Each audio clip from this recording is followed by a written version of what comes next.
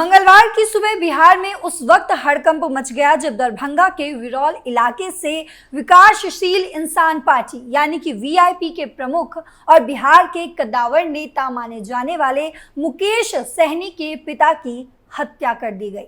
जितन सहनी की हत्या दरभंगा के विरौल में स्थित सुपौल बाजार में उनके ही पैतृक घर में की गई। जितन सहनी की हत्या किसी धारदार हथियार से की गई और उनके शरीर पर इतने वार किए गए कि वो चीथड़े चीथड़े हो गए। उनके शरीर के अंगों को बेरहमी से काटा गया था। उनके कमरे की दीवारों पर खून साफ नजर आ रहा था। मौकाए वारदात का मंजर देखकर साफ पता चल रहा था कि कातिल बहुत बेरहम थे। लेकिन अब इस केस में एक नया एंगल सामने आ गया है जिसे जानना बहुत जरूरी है, तो स्टोरी के अंत तक बने रहिएगा।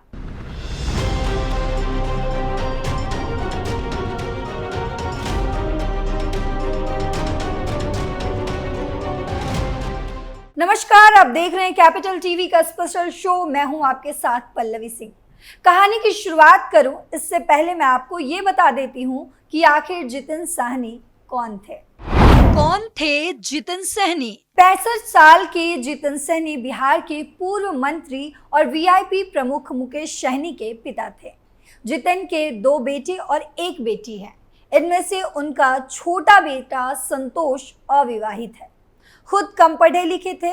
जितन 30 साल पहले बर्तन बेचा करते थे और मुकेश के फिल्म उद्योग में सफल होने के बाद समाज सेवा में जुट गए थे और उनकी पत्नी की 14 साल पहले ही मृत्यु हो गई थी।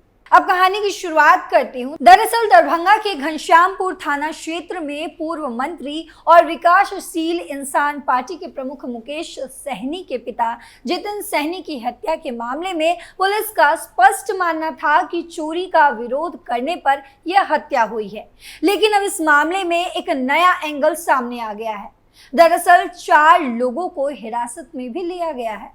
इनको हिरासत में लेने की वजह ये थी कि ये 4 लोग सीसीटीवी फुटेज में दूर से जितन सहनी के घर में घुसते देखे गए थे।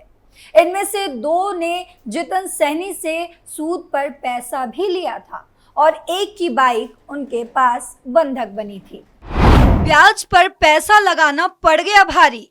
क्या सूद के पैसे ने ले ली सहनी की जान? बताया जाता है कि सहनी ब्याज पर पैसे की लेन देन करते थे।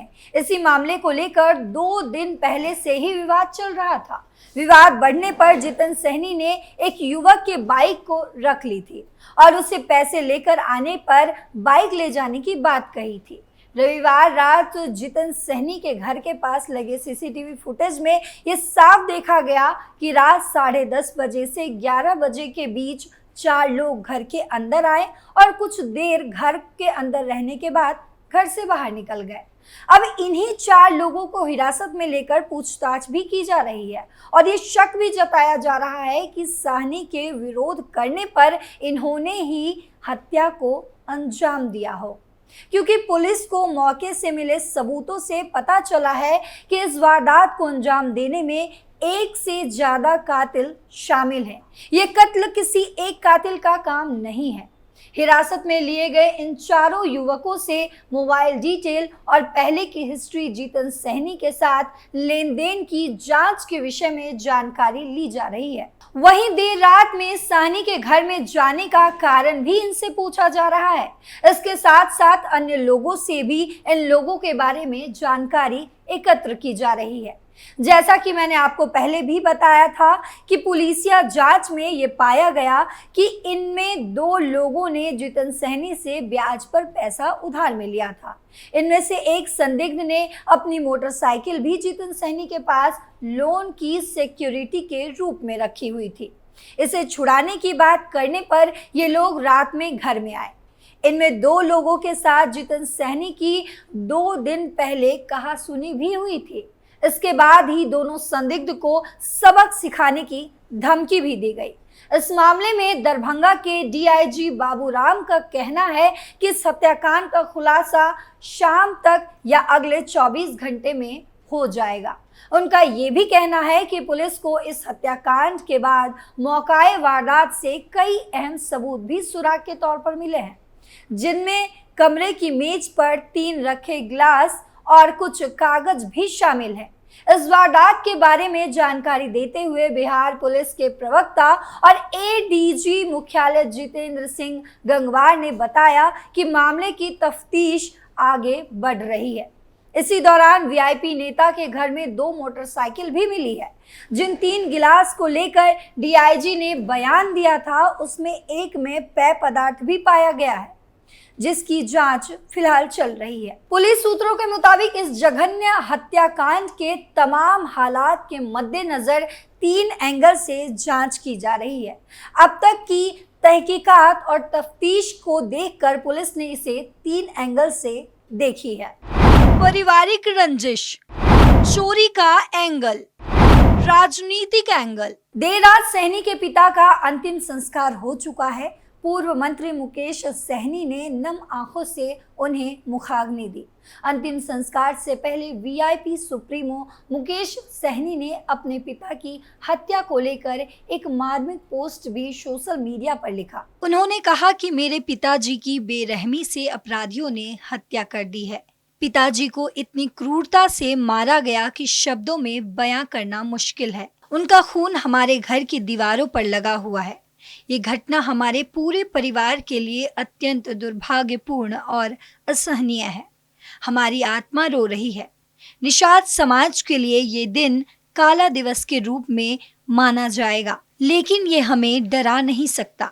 हम बिहार सरकार से आग्रह करते हैं कि वो जल्द से जल्द इस घटना की जांच कर दोषियों को कड़ी से कड़ी सजा दिलाने का काम करे। लेकिन ये मामला वारदात को अंजाम दिया, उसे देखकर ऐसा लगता है कि कातिल किसी भी सूरत में जितेंद्र साहनी को जिंदा नहीं छोड़ना चाहते थे।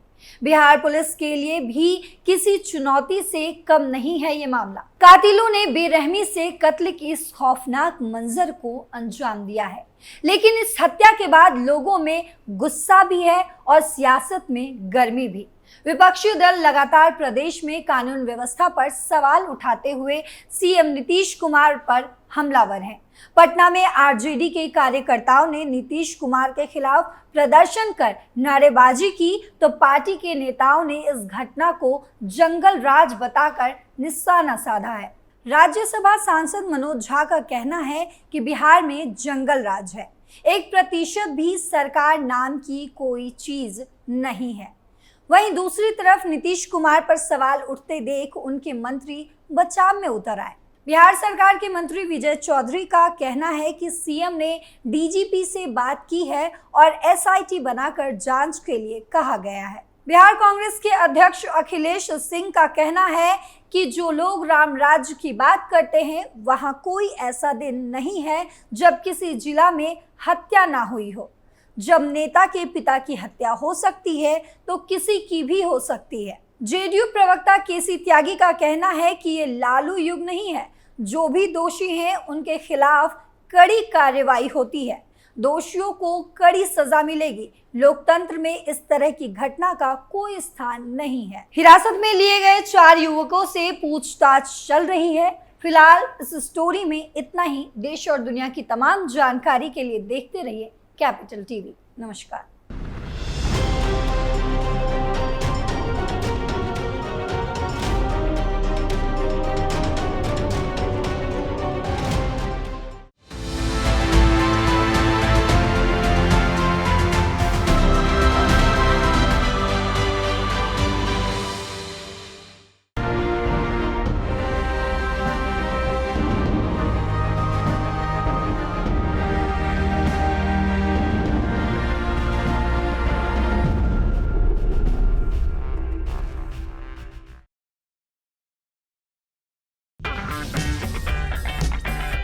अगर आपको हमारा वीडियो पसंद आया हो तो इसे लाइक करें, हमारे चैनल को सब्सक्राइब करें और हाँ, बेल आइकन दबाना ना भूलें ताकि आप तक हमारे वीडियो की नोटिफिकेशन पहुंचती रहे। आप अपना सुझाव हमें कमेंट बॉक्स में दे सकते हैं। हमारे साथ जुड़ने के लिए शुक्रिया।